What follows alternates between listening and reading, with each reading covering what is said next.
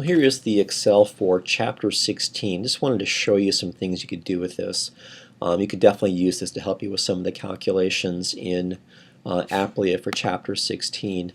The first part of it shows you the AFN, the Additional Funds Needed calculation, and it's pulling in some data. And you can see here just some numbers about sales and asset levels and dividends, net income. And then it's got some targets, growth in sales, asset to sales, the capital intensity ratio basically is what that is, what our forecasted sales numbers is, what our change in sales is, what our liabilities to sales number is. Basically it's that spontaneously generated liabilities as sales go up. M is our profit margin, and then our dividend payout ratio. And then so based on these inputs, it then calculates down here. The AFN calculations are done down here. They're kind of showing you all the different parts of it. So the formula is right here, the same formula I pointed out in the PowerPoint and in the chapter. The numbers that correspond with the formulas are right here. And then right here is the sum of the calculations. And so for this company, for these numbers, the AFN calculation then is 114 million. So just kind of, again, kind of think about what this number means, what this tells us. If we're going to grow, we have to have a required increase in sales to grow. And so that's $200 million to grow assets. To maintain our growth levels, we need $200 million worth more of assets. We subtract from that liabilities that spontaneously grow. We subtract for that our earnings, our net earnings, how much retained earnings we keep. So basically it's our M is our profit margin multiplied by next year's sales multiplied by basically the payout ratio or the retention ratio. We subtract the payout and what we keep. And so we're going to need 200 million. We subtract the liabilities we generate. We subtract the funds that we internally generate in addition to retained earnings, and that means we need 114 million. So then our job is to find that financing. Do we have some cash on hand to pay for that? Do we need to go out and raise some, sell some stock, borrow some money, whatever that is? Then what's nice about this is once you have your base case set, we've got 114 million AFN number. What if some things change? What if we increase our growth rate or decrease our growth rate? What if we somehow are able to change the capital intensity ratio? What if we're able to change the liability ratio? What if our profitability change? What if our payout changes? All those things, all those factors come into how they would individually change that part of the calculation of the AFN. So I've done many of these types of things when I was in corporate accounting and finance, is you kind of just do a calculation based on where you are now, and then you think about, okay, if we're not happy with that, is there some policies or some things that we can implement in the next year that will improve the AFN? And that's what all businesses should always be doing, right? If we can we sell more product faster? Can we improve our profit margin? Whatever it is, those should all come into play as decisions that may impact your AFN, hopefully positively. And then at the very bottom of this, it calculates what they call the sustainable growth rate. And the PowerPoint didn't mention this, but I just want to make sure you're aware of what that number means. The sustainable growth rate is how much a company can increase its sales by without having to increase fixed assets.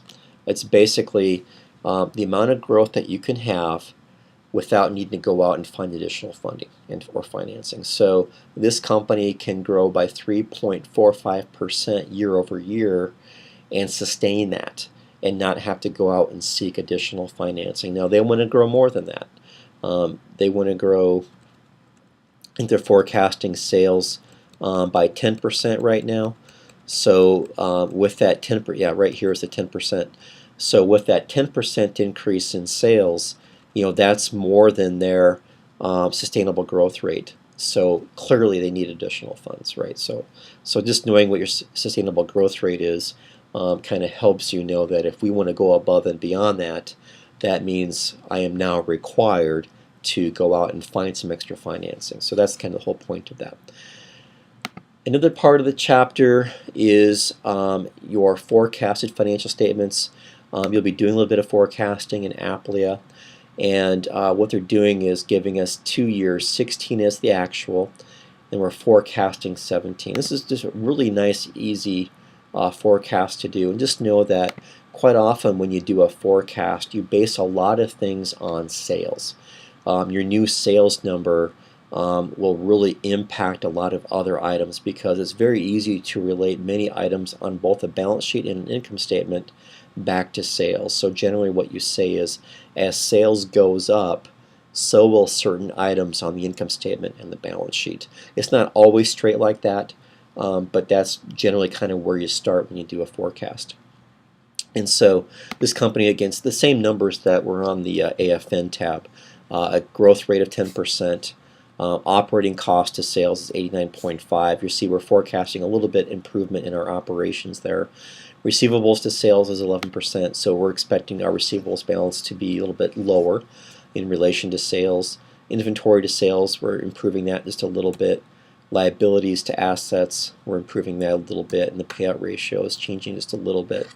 And so those numbers here, the reason they were in blue is because those are just kind of the inputs that we can play with to affect what the forecast will look like. Some things just can't change, like the tax rate's the tax rate. Our interest rate is the interest rate. We really can't change those. We have 50 shares outstanding, our price per share, and what our fixed asset to sales is. So what we can change or try to affect to improve our forecast are the blue items that I'm putting my cursor over. And down here they show us the base case, the actual numbers for 16, and they're showing us basically how will the numbers change between 16 and 17. And you can see for sales it's just simply the base number, the 3,000 times my 10% growth rate. Operating costs, I'm saying, are 89.5% of sales. Then I get my earnings before interest and tax. Then I subtract my interest expense, which we said is 10%. It didn't change. And then we're saying my EBT, my taxes is 40%, and so I get down to net income, and there my dividend payout, and then my addition to retained earnings is right there. So same thing with the balance sheet. We just look at what our assumptions are, and we use the base case, the actual, last known actual, plus whatever the changes we make to get down to the new net number at the end. And this just shows you then the ratios that come out of this analysis. So the 16 actual ratios, what the estimated ratios will be for 17 after we do the adjustments, and then what our industry averages are over here. And then it's showing us the ROE calculation using the DuPont formula, which is kind of nice because then we can see each of the three components of the ROE equation, and we can see how they've changed between the 2 years. So it's kind of important to see that too. And then down here we just see some notes on the calculations that we did. So you'll be doing a little bit of forecasting in Aplia. This is just a really good model to follow. It's really a basic forecast between an actual and a new and estimated future year. But I really like this one because it's really easy to follow. You can see the ratios that come out of it. You can see how you can change inputs to affect the forecasted year. And then right here is just another forecast that you can take a look at.